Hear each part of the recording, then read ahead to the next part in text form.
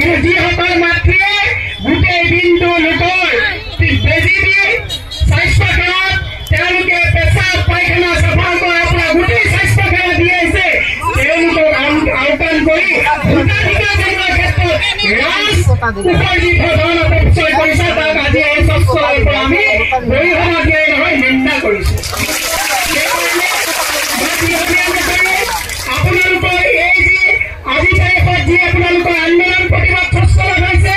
কংগ্ৰেছ দলৰ ফালৰ পৰা আজি আপোনালোকৰ এই আন্দোলনৰ প্ৰতি সহযোগিতা আগবঢ়াই আপোনালোকৰ যিখন প্ৰতিবেদন এই প্ৰতিবেদন মই মাননীয় দেৱব্ৰত শইকীয়া ডাঙৰীয়াৰ জৰিয়তে চলিত বিধানসভাত যাতে উত্থাপন কৰে তাৰ প্ৰতি মই তেখেতক হস্তান্তৰ কৰি কংগ্ৰেছ দল সদায় আপোনালোকৰ লগত আছিল আছে আৰু থাকিব সেই প্ৰতিশ্ৰুতি দি আপোনালোকৰ প্ৰতিবাদে যাতে ন্যায্যতা পায় আপোনালোকৰ প্ৰতিবাদত যাতে চৰকাৰে যাতে দৃষ্টি নিক্ষেপ কৰে হাল এৰি খিয়াল খেদাৰ পৰিৱৰ্তে অসমৰ থলুৱাসকল মহিলা পুৰুষ যুৱক যিসকল আছে তেওঁলোকক যাতে অসম চৰকাৰে ন্যায্যতা প্ৰদান কৰে তাৰে দাবী জনাই আপোনালোকৰ সুস্বাস্থ্য আৰু দীৰ্ঘায়ু কামনা কৰিছো। তাকে কৈ মই মোৰ বক্তব্য সামৰি মাৰিছো।